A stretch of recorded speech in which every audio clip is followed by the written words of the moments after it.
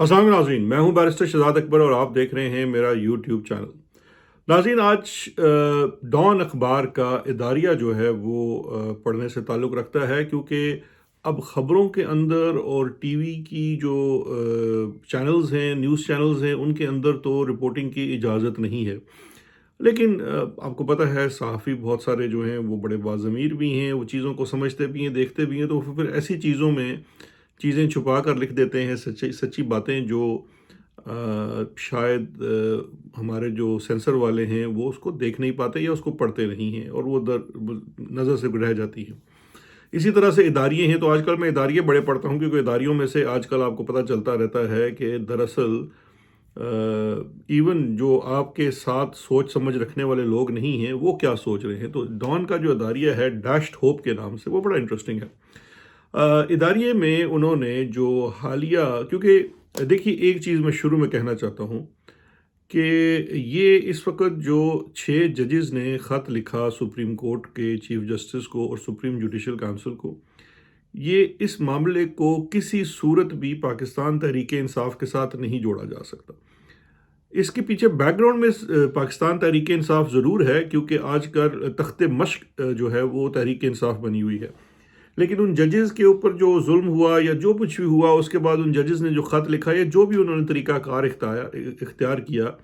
और अब जो मामला चल रहे हैं, इसका तहरीक इंसाफ से कोई ताल्लुक़ नहीं है। तो इस चीज़ को ये मापने के लिए कि क्या ये कोई ऐसी चीज़ है जो इस वक्त इमरान खान और इस्टेब्लिशमेंट की लड़ाई, तहरीक इंसाफ और इस्टेब्लिशमेंट की लड़ाई का हिस्सा है, या इस चीज़ के कोई इंडिपेंडेंट मेरिट्स भी हैं, तो उस चीज़ को मापने के लिए मैं समझता हूँ ये जो डॉन का आज का अदारिया है, ये थोड़ा सा इंटरेस्टिंग भी है, और ये आपको एक डिफरेंट व्यू भी देता है। वो डिफरेंट व्यू इसलिए देता है, और इसका जो टाइटल है डैश्ड होप, यानी कि उम्मीद जो है वो ख़त्म कर दी गई, उम्मीद जो है वो अब नहीं रही। और उस उम्मीद ना रहने के पीछे उनका यही कहना है कि दो इसके अंदर जो लाइनें हैं जो मेरे जहन में रह गई हैं, वो मैं आपसे शेयर करता हूँ। इदारिया तो आप खुद पढ़ सकते हैं। उनका ये कहना है कि जो सुप्रीम कोर्ट का एक्शन है इस चिट्ठी लिखने के बाद, पहली तो चीज़ उस पूरे इदारिये में वो ये भी जिक्र करते हैं कि लीगल फ्रेटर्निटी जो है, जो वो वकला जो सियासत का हिस्सा नहीं है, वो वकला जो धड़ेबाजी का हिस्सा नहीं है, उनके अंदर एक एक्सट्रीम किस्म की डेस्परेशन फैल चुकी है, मायूसी फैल चुकी है, जिसकी वजह ये है कि इस वक्त अदलिया की जो तौकीर है या अदलिया की जो इंडिपेंडेंस है, या किसी तरीके से भी जो इंसाफ की डिलीवरी है वो किस हद तक मुतासिर हो चुकी है, इस चीज़ को लेकर लीगल फ्रेटर्निटी जो है वो मायूस नज़र आती है। लेकिन इसके साथ साथ जो सुप्रीम कोर्ट का और जो चीफ जस्टिस ऑफ पाकिस्तान काजी फ़ायज़ ईसा साहब का जो रवैया है, उसके ऊपर उनका ये कहना है कि सुप्रीम कोर्ट ने जो उनका ये रवैया रहा है, this has been more accommodative of the government. तो एक उनका ये कंक्लूजन है डॉन के अदारिये का।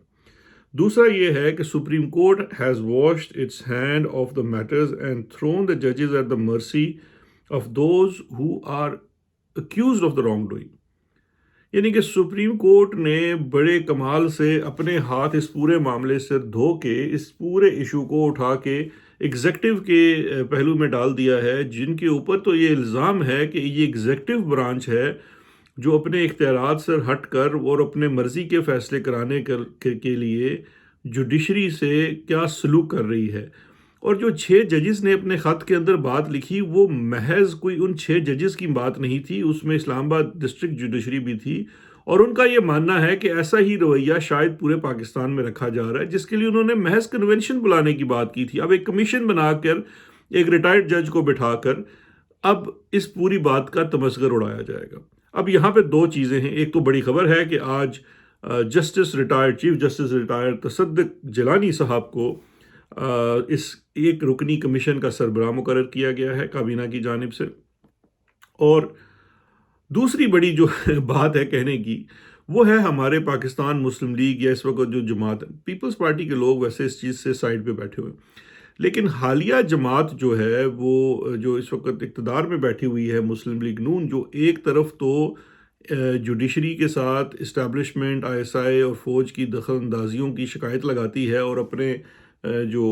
अनजहानी लीडर हैं जनाब नवाज शरीफ साहब के साथ हुई ज़्यादतियों का जिक्र करती है, दूसरी जानब आज जो ہائی کورٹ کے ججز رو رہے ہیں اور اپنے ساتھ ہونے والی اسی چیزوں کا ذکر کر رہے ہیں، تو اس کو نہ صرف نہ مانتے نہیں ہیں، بلکہ اس وقت وہ بڑھ چڑھ کر جو ایکشنز ہیں اس وقت کمپنی کے، ان کو ڈیفینڈ کر رہے ہیں۔ اب اس کے ساتھ ہی جڑی جو آج کی خبر ہے کہ جناب جسٹس تصدق حسین جیلانی صاحب کو مقرر کیا گیا ہے اس ایک رکنی کمیشن کا سربراہ۔ تصدق حسین جیلانی صاحب کون ہیں، ان کا بیک گراؤنڈ کیا ہے، یہ تھوڑا جاننا ضروری ہوگا، جس سے آپ کو اندازہ ہوگا کہ ان کا ذہنی رجحان کس قسم کا ہے، یا ان کے ایکشنز کس قسم کے ہو سکتے ہیں، یا اس کمیشن سے ہم اس پوری کی کارروائی، کمیشن کی کارروائی سے ہم کیا امید رکھ سکتے ہیں۔ میں نے بھی تھوڑی دیر پہلے ایک ٹویٹ بھی کی تھی، اس ٹویٹ کے اوپر امیڈیٹلی نون لیگ کے جو پورا وہ کہتے ہیں نا فارورڈ بلاک ہے، اس نے تو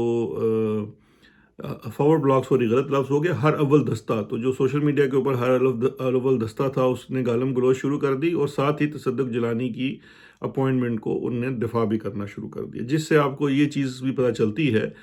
کہ مسلم لیگ نون کی کیا ایکسپیکٹیشن ہے اس کمیشن سے۔ تصدق حسین جیلانی صاحب جو ہیں یہ سپریم کورٹ کے ریٹائرڈ جج ہیں، یہ جسٹس افتخار چودھری صاحب کے دھڑے کے جج تھے، اور افتخار حسین چودھری کے بعد یہ چیف جسٹس آف پاکستان بنے۔ ان کی اپوائنٹمنٹ تو ویسے بے نظیر صاحبہ نے کی تھی، اور ان کا تعلق ملتان سے ہے، لیکن بینچ میں بہت عرصہ رہنے کے بعد، کیونکہ پہلے یہ کس زمانے میں پنجاب کے ایڈوکیٹ جنرل بھی رہے ہیں، پھر یہ پنجاب سے لاہور سے جج بنے، اور پھر ترقی کر کے اسلام آباد سپریم کورٹ میں آئے، اور پھر سپریم کورٹ میں سینیورٹی والے پرنسپل کے اوپر یہ چیف جسٹس آف پاکستان کے عہدے سے ریٹائر ہوئے۔ لیکن وقت گزرنے کے ساتھ ساتھ آپ یہ خیر لمبی بحث ہو جائے گی،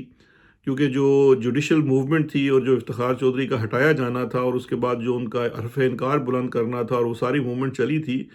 اس کے پیچھے ایک اور سٹوری بھی ضرور ہے، اور وہ سٹوری تھی کہ کس طرح اس وقت کمپنی یعنی کہ ISI نے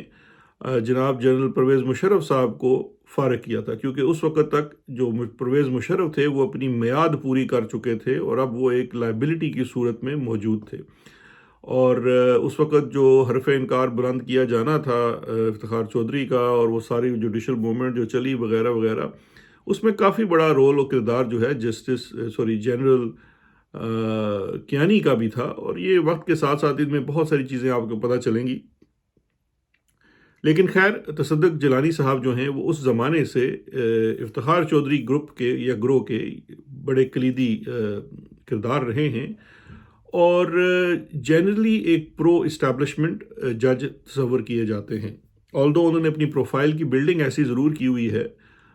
کہ شاید وہ کوئی پرو رائٹس ہیں، آپ پرو رائٹ ہو سکتے ہیں، لیکن ساتھ ساتھ آپ کمپنی کی خدمات بھی سر انجام دے سکتے ہیں۔ اور جو ہماری کمپنی ہوتی ہے، یقین جانیے اس میں جو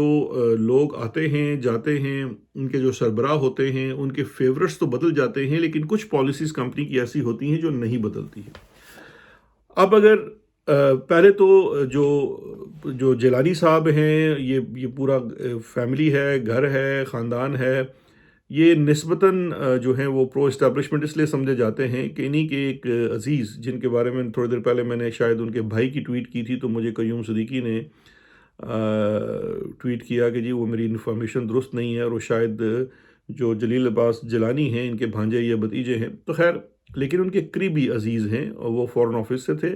تو جلیل عباس جیلانی صاحب جو ہیں وہ ہماری کیئر ٹیکر گورنمنٹ میں خارجہ کے وزیر رہ چکے ہیں، اور ابھی بھی آپ جانتے ہیں کہ جو حالیہ فارمولہ بنا ہے اس میں دوبارہ جو ہے وہ فورن آفس چلانے کا کام جو ہے، فورن آفس جو ہے وہ ایک آؤٹ پوسٹ ہوتی ہے ہمارے GHQ کی اور ISI کی۔ فورن پالیسی جو ہے وہ کسی وزیر اعظم کو مرتب کرنے کی انڈیپینڈنس کے ساتھ اجازت نہیں ہے، میں خود اس کا عینی گواہ ہوں۔ ایک دو معاملات کے اندر جہاں فورن آفس سے مجھے ڈیل کرنا پڑا، وہاں مجھے شدت کے ساتھ فورن آفس کے اندر کمپنی کے جو ہیں افسران بیٹھے ہوئے ملے۔ بڑے شروع کے دنوں کی بات ہے، برطانیہ کے ساتھ ہمارا ایک کسی معاہدے کے اوپر بات ہو رہی تھی، اور وہ معاہدہ بھی جو تھا وہ کچھ میری جو منسٹری تھی اس سے متعلقہ تھا۔ تو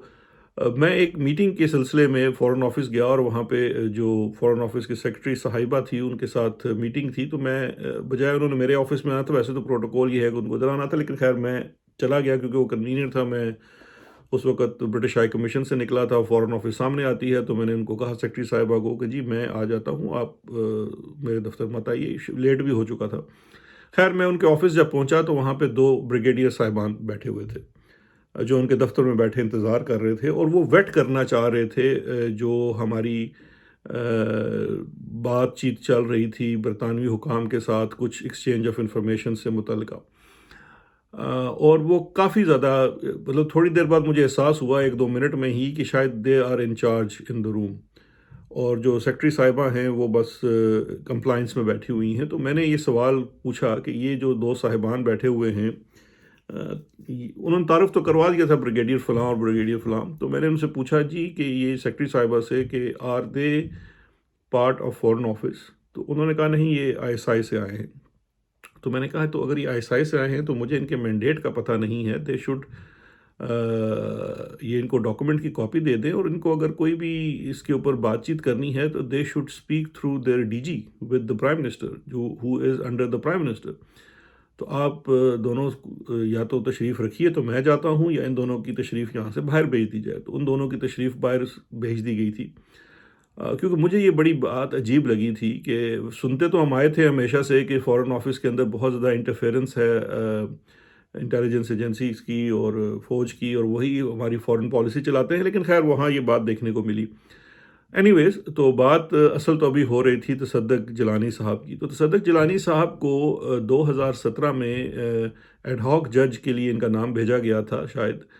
کلبھوشن والے کیس کے اندر، کیونکہ جو ریاست اس میں پارٹی ہوتی ہے وہ اپنا ایک جج بھیج سکتی ہے۔ تو یہاں سے ابھی آپ کو اندازہ ہو جائے گا کہ کمپنی کتنی کمفرٹیبل ہے تصدق حسین جیلانی صاحب سے۔ یہ کوئی ایسے جج نہیں ہیں جو کوئی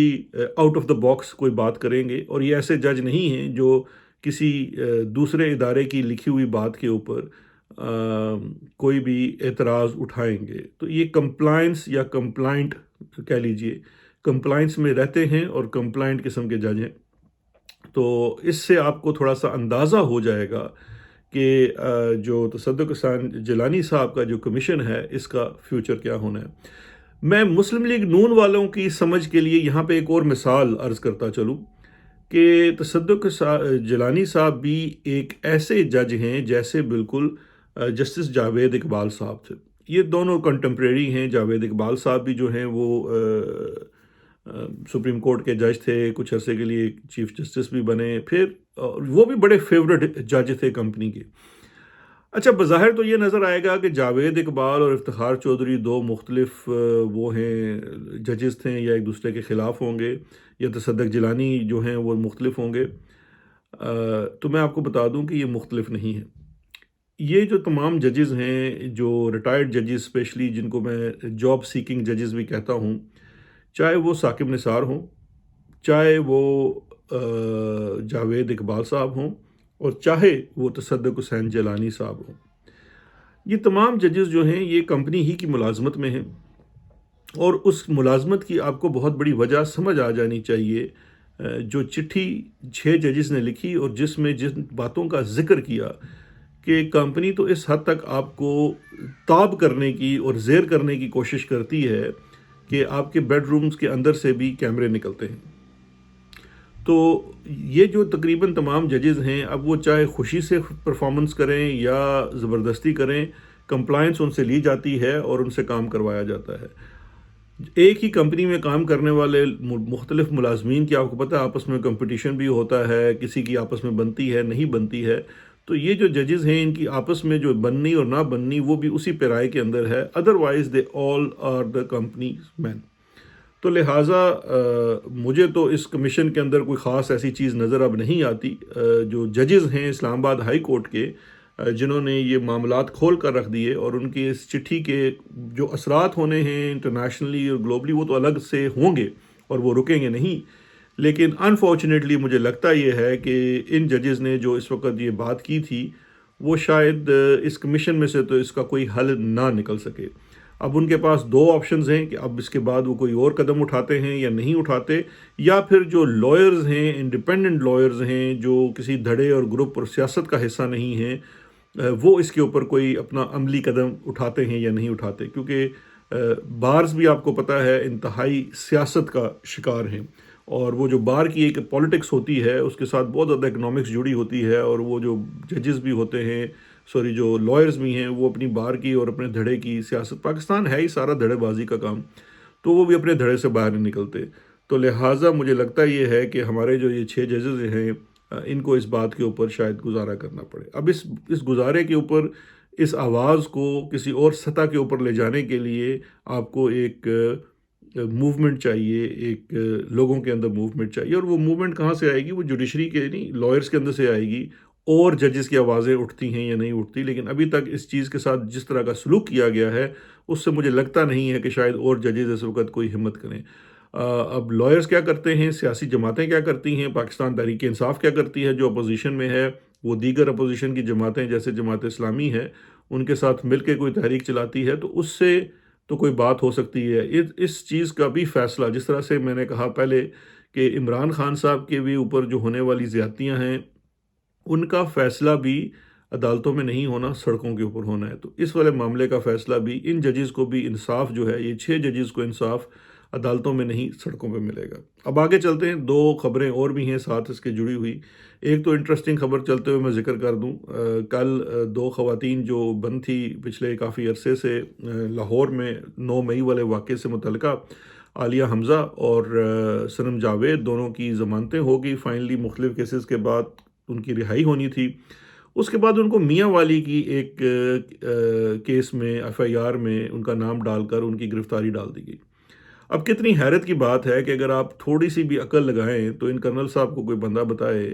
کہ بھائی ایک طرف جس کیسوں میں ان کی ضمانت ہوئی ہے اس کے اوپر آپ کا ان کا الزام یہ ہے کہ لاہور میں یہ اس وقت 9 مئی کے بعد، جو 9 مئی کو واقعہ ہوا اس وقت یہ 2 خواتین جو تھی آپ کے الزام کے مطابق یہ لاہور میں اس وقت جو بھی احتجاج کر رہی تھی، آگ لگا رہی تھی، حملہ کر رہی تھی وغیرہ وغیرہ. اب آپ نے ان کے اوپر دوسری جو گرفتاری ڈال دی ہے وہ میاں والی کی ہے، یعنی کہ اسی دن، کیونکہ واقعات سارے تو اسی دن ہوئے، اگلے دن تو کوئی واقعہ نہیں ہوا، تو اسی دن یہ لاہور میں بھی یہ سب کچھ کر رہی تھی اور یہ میاں والی میں بھی سب کچھ کر رہی تھی.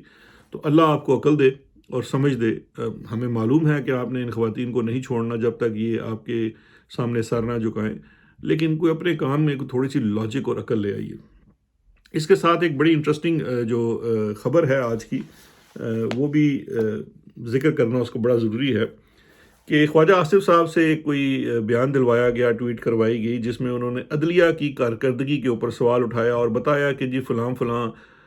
جو ہائی کورٹ ہے اس کو اتنا بجٹ ہے اور سپریم کورٹ کا اتنا بجٹ ہے اور یہ سب جوڈیشری کا اتنا بجٹ ہے، اور اس وقت جو زیر التوا کیسز ہیں وہ اتنے سینکڑوں ہزاروں کیسز ہیں. اور یہ جو پھر اس کے بعد جو انٹرسٹنگ چیز ہے کہ یہ والی خبر جو ہے حکومت کی جانب سے حکم جاری کیا گیا تمام ٹی وی چینلز کو کہ اس کو چلایا جائے، سب کو یہ کہا گیا. اور اس سے بھی جو انٹرسٹنگ چیز ہے وہ یہ ہے کہ یہ خبر جو ہے وہ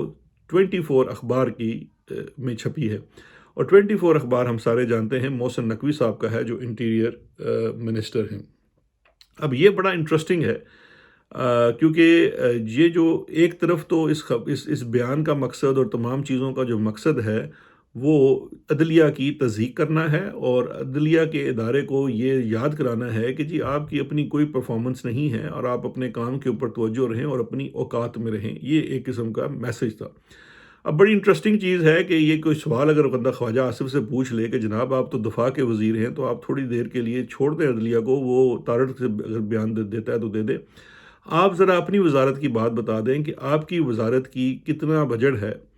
اور کتنا پیسہ کس کس ادارے پہ خرچ کیا جاتا ہے، اور پھر ISI کے اوپر کتنا پیسہ خرچ کیا جاتا ہے، فوج کے کن کن محکموں کے اوپر کتنا پیسہ خرچ کیا جاتا ہے اور ان کی پرفارمنس کیا ہے. تھوڑا اس کے اوپر اگر آپ کوئی ٹویٹ کر دیتے تو پھر بڑی انٹرسٹنگ چیز ہونی تھی، لیکن یہ وہ ہے. لیکن جو سب سے انٹرسٹنگ چیز مجھے اس خبر میں لگی وہ یہ لگی کہ یہ خبر چلوائی گئی، اور خبر ایک تو پہلے بیان دلوایا گیا اور بیان دلوانے کے بعد پھر خبر چلوائی گئی، اور خبر چلوانے کی خبر محسن نقوی کے چینل سے چلائی گئی. تو میں یہ سمجھتا ہوں کہ کمپنی جو ہے وہ ماشاءاللہ بہت اچھا کھیل کھیل رہی ہے، اور وہ کھیل یہ ہے کہ ظاہری بات ہے اس وقت جس قسم کے وہ ہتھ کنڈے استعمال کر رہے ہیں اس میں فوج بہت بدنام ہو رہی ہے، کمپنی بہت بدنام ہو رہی ہے. وہ اپنی بدنامی میں سب کا حصہ ڈلوانا چاہتے ہیں. وہ بار بار لوگوں کو یاد کرانا چاہتے ہیں کہ جناب یہ صرف ہم نہیں ہیں، ہمارے ساتھ جوڈیشری کا بھی یہی حال ہے، ایگزیکٹو کا بھی یہی حال ہے، سیاستدان تو گندے ہیں ہی، بزنس مین تو گندے ہیں ہی، پھر سارے کرپٹ ہیں۔ تو لہٰذا ہم جو ہیں، جو ہم فلمیں بناتے ہیں اور یہ سب کچھ کرتے ہیں، وہ اس لیے کرتے ہیں کہ ان تمام انکمپیٹنٹ، کرپٹ اور اس طرح کے لوگوں کو کنٹرول میں رکھ سکیں جس سے نظام چل سکے۔ میرا تو خیال ہے کہ کمپنی کا میسج ہمیں یہی تھا، اتنا کوڈڈ میسج انہوں نے دیا، مجھے تو سمجھ آ گئی، میرے پیارے پاکستانی اور باقی آپ لوگ بھی سمجھ جائیں، کیونکہ یہ جو کمپنی کی ویڈیو پروڈکشن ہے یہ اس لیے ضروری ہے کہ ملک کا نظام چلتا رہے، اس میں ججز کی، باقی لوگوں کی، سیاستدانوں کی، سب کی اصلی نقلی جس طرح کی بھی چیزیں ہیں وہ انہوں نے اپنے پاس اس لیے رکھی ہوئی ہیں کہ یہ جو نظام ہے یہ خود از خود چلنے کے اور انڈیپینڈنٹلی چلنے کے قابل نہیں ہے، اور یہ صرف اور صرف بلیک میلنگ سے چل سکتا ہے۔ تو لہٰذا یہ کمپنی جو کچھ بھی کر رہی ہے یہ بہترین اور کہتے ہیں نا بلند ترین ملکی مفاد کے اندر سب کچھ کر رہی ہے۔ اپنا خیال رکھیے گا، امید کرتے ہیں آپ کا ویکنڈ اچھا گزرے، پھر انشاءاللہ مزید خبروں کے ساتھ حاصل ہوں گے۔ میری تو تصدق جیلانی کمیشن سے کوئی امیدیں نہیں ہیں، نہ جانے آپ کیا سوچتے ہیں۔ شکریہ، خدا حافظ۔